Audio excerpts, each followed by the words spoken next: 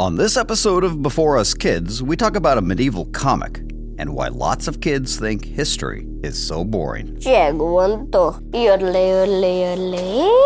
300,000 years, modern humans have met challenges with ingenuity and creativity. Every living person today is a testament to their survival. But how did it happen? What were their lives like? Join us as we explore the world that existed before us. kids! Welcome back to another exciting, action-packed, and always serious, except when it's not, episode of Before Us Kids. Colton, how are you doing today? Good. Awesome. Now, dude, the other day, you and me were at the park with your brother, and you asked me a really interesting question. Do you remember what that was? Why is history so boring? Why is history so boring? And, if you remember, we kind of talked about it for a little bit, but I've been thinking about it, and I was hoping that maybe we could talk about it a little bit more today. So, let's start with that. When you asked that question, why do you think that so many kids think history is so boring? Because it was like, people say it in a way like, oh, this guy did this in 1987 or something like that. And 1987 was like so long ago, right? Your daddy was 8. I was the same age that you are now in 1987. Are you saying that daddy's old? Yeah. Oh, I knew it. You're right. A lot of times in school, kids are only taught who did what and when and where, right? And that is boring. And that is a big boring. Yes, exactly. Boo. Be it herewith recorded for posterity that an event of indeterminate yet undeniable import did with great solemnity take place on this date. Subsequently, lots of other boring things happened to people with funny names and boring-sounding places, and so on and so forth, blah, blah, blah. So one of the big reasons that a lot of kids think that history is so boring is the way that it's taught. Because it's only taught with names and places and dates. And in school, you just kind of have to memorize that, right? Yeah. When you think about it, who makes the history? Us. Exactly. People. Even me? Even you. You're making history right now. Why? With this podcast. Think about it. 20 years from now, you and I can look back at this time when we were creating this podcast and talking to all of your friends and lots of other kids from all over the world. The year was 2025, and the podcast had evolved into humanity's most sophisticated method of doing what it loved best. Talking endlessly about literally anything the human mind could hack up. Oh, I actually just coughed something up. And when we sat down to create this podcast, what was it that you wanted to do? Bring history back to life, basically. Yeah, bring history back to life and talk about the people and the stories that create that history, right? Yeah. Yeah, exactly. Okay, so dude, now there's something else that makes teaching history so difficult. Do you know what that is? Remembering all the stuff? Well, there's a lot of stuff to remember, of course, but something else. And that is familiarity. Familiarity? Familiarity. And do you know what I mean when I say that? Sort of? Sort of? What do you think? When people are familiar with stuff. Kind of, yes, exactly. So I have in my hand here an object. And what is that? A button, obviously. A button, obviously, Mr. Sassy Pants. And what do you use a button for? To pin your shirts and stuff. Exactly. You use it on shirts, you use it on jackets, you use it on your pants and your shorts, and buttons are all over the place. They're really, really common objects. You know what a button is for because... It's familiar to me. It's familiar to you. It's a common, everyday object. But what do you think would happen if we gave this button to someone who lived 100,000 years ago? They wouldn't recognize it. They probably wouldn't have any idea what it was, right? Mm-hmm. But it's the same thing the other way around, too, because modern people, including archaeologists like your daddy here, have a hard time understanding the lives of the people who lived in the past, because many of their experiences are also so unfamiliar to us. And this is why it's so hard to understand the past. Just like that button, there were things that those people saw or did or made every day that are now completely unrecognizable to us. And that's why to be a good scientist, you not only need to be observant, but you also need to be creative and imaginative and look at the evidence that is still preserved to figure out what that meant to the people who created it. So history doesn't have to be boring. It's made boring, sometimes by the way it's taught, but also because it's just really, really hard to relate to the people who lived in the past. And that gets harder the further back in time you go. All right, let's take a short break here. Hey, can we do more from facts now? Absolutely. And we're going to come back to this idea of familiarity later in the episode. Hello, parents. Dr. Eric here. If you've got an aspiring adventurer at home who's loving this episode, then you won't want to miss all of our amazing content that's waiting for you on our Patreon. By subscribing, you'll get exclusive access to new adventures, such as the critically acclaimed 10-part series, Totally Ridiculous, Mostly Serious, Always Awesome Guide to Surviving the Ice Age, but also zombies and the weirdness of life in general. And don't forget to check out the freely available Science Behind the Stories, where I explain the scientific discoveries that shaped each week's story. And there's a ton of other really cool perks that you also won't want to miss. If you or your kiddo has a burning question for a real-life archaeologist, yeah, that's me. I'll personally answer it. Subscribers can also suggest future episodes and even be a part of them. I love chatting with curious kids of all ages. Learning about our past will be so much fun, and your support helps us to continue providing more exciting content about our world, now and before us. Thanks for being part of the adventure. And now, let's dive into a new story from Science Tales for Curious Minds. Colton, in every episode, we tell a story that is inspired by real archaeological and scientific discoveries. And I was thinking that for this episode, maybe we could tell a different kind of story and show how history isn't always so boring if you approach it in a creative and fun way. What did you have in mind? Well, I know that you love stories and you love comic books. What is it that you love most about comics? They're a fun way to tell stories with pictures. Absolutely. You can tell really engaging stories using comics that both kids and adults can understand. And did you know that this form of storytelling is actually really old? How would you like to talk about a comic that was created in medieval France nearly 1,000 years ago and tells the story about the conquest of England? What? Seriously, it's a real thing. It's called the Bayeaux Tapestry, and it's over 230 feet long. Technically, it's an elongated embroidery, but hey, potatoes. And it was commissioned by a dude named Bishop Otto of Bayeaux to commemorate the Norman conquest of England in the year 1066. Who's Norman? Norman isn't a person. It's a group of people that were descended from Scandinavian settlers and other folks in what is now Western France.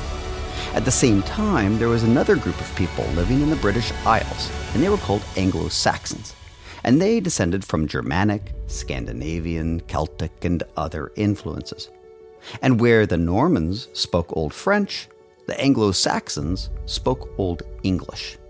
But for the sake of simplicity, here we're going to focus on three main people shown in the Bayeaux Tapestry. The Anglo-Saxon King of England himself, Edward the Confessor.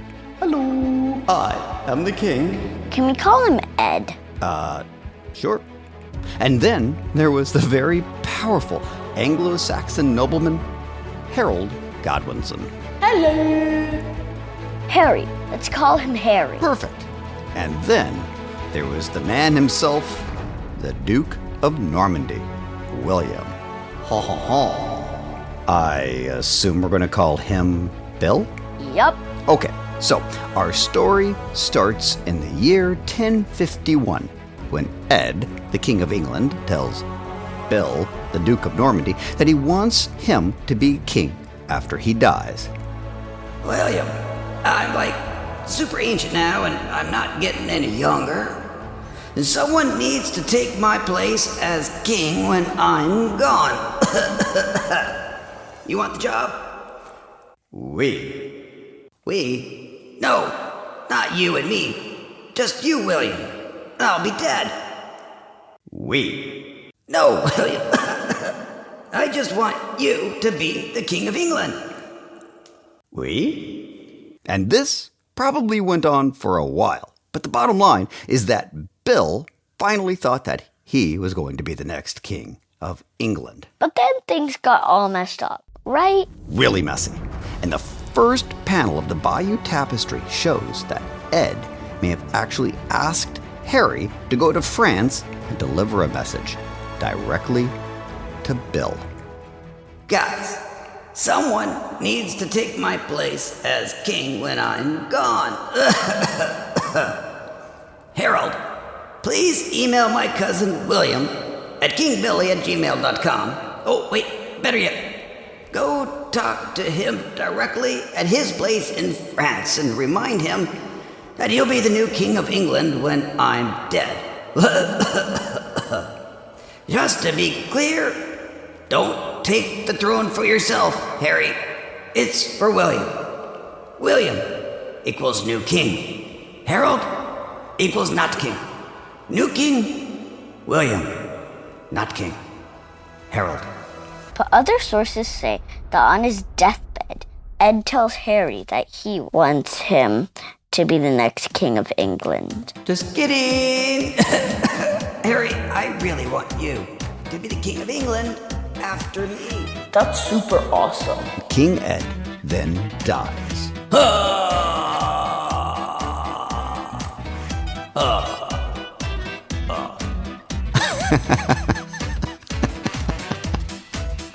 And Harold proclaims himself the new King of England. Winner, winner, chicken dinner. William is a big loser pants. Nya, nya, nya, nya. But Bill, over in France, was like, Nuh-uh, I'm supposed to be the king. and then Harold was like, Oh, snap. I'm wearing the big fancy crown now. Bill was furious, and the tapestry shows him building a big fleet of ships with lots of soldiers, horses, and armor. But something else really interesting, too. What's that? A foreboding omen of impending doom.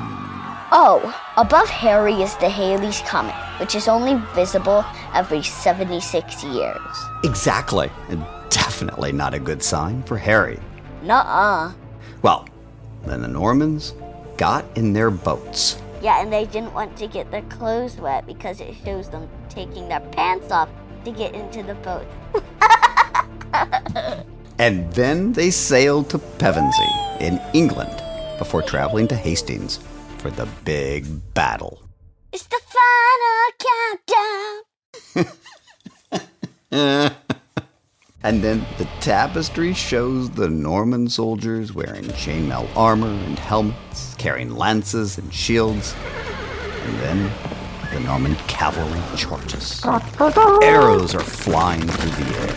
The Norman army surrounds the Anglo-Saxons, who have created a wall of shields for protection. Bill is hurt. Owie! Then he gets up. I'm okay. But Harry ends up having a very bad day. Bye-bye. And he's defeated. The Anglo-Saxon army retreats, and the Normans are victorious.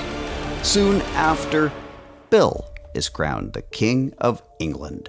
And the Battle of Hastings becomes a momentous turning point in history that has shaped the English language, politics, and many other things to this very day. And much of what we know about that battle is because of a medieval comic. Dun, dun, dun. Now it's time to dig a little deeper. The Bayeaux Tapestry is a medieval comic showing the Norman conquest of England in the year 1066. And one scene, it shows William and his soldiers boarding a ship without their pants on because they didn't want to get their clothes wet. But what's even funnier is that they forgot to bring food trays. So another scene shows them using shields to serve their food.